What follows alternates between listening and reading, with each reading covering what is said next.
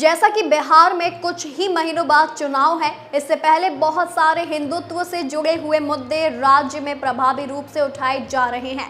न सिर्फ भारतीय जनता पार्टी की तरफ से बल्कि एक के बाद एक कई धर्म गुरुओं का राज्य में पहुंचना भी भगवा पार्टी को कटघरे में खड़ा कर रहा है। इन्हीं में से एक है आचार्य धीरेन्द्र कृष्ण शास्त्री, जो बिहार में 5 अलग अलग जगहों पर शिविर लगा चुके हैं। इसके चलते वह विपक्ष के निशाने पर भी हैं।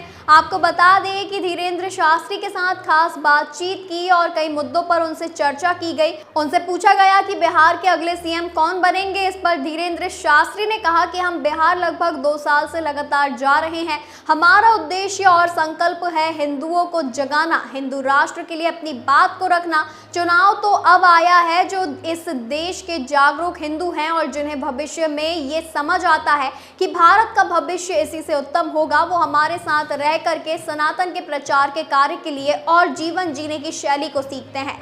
उन्होंने कहा कि रही बात भविष्य की, तो हमने कभी भी ऐसी कोई घोषणा नहीं की कि हम भविष्य वक्ता हैं। यूं हम कह सकते हैं कि व्यक्ति में इतनी सामर्थ्यता है कि वो भविष्य निर्माता बन सकता है।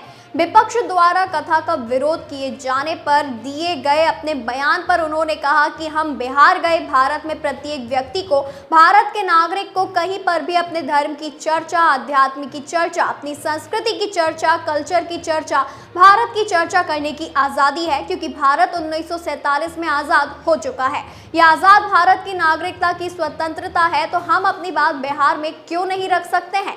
इस पर बात हमने उनको जवाब दिया है, जिन्होंने हमको कहा कि वो हमें जेल में डाल देंगे। किसी ने कहा कि वो हमें बिहार में ही आने नहीं देंगे, किसी ने कहा हमें घेर लेंगे। तो हमने उनसे बहुत विनम्रता पूर्वक प्रार्थना की कि आप ऐसा नहीं कर सकते कि आप हमें रोक पाएं। उन्होंने आगे कहा कि आप ऐसा नहीं कर सकते, सैलाब को कौन रोक सकता है।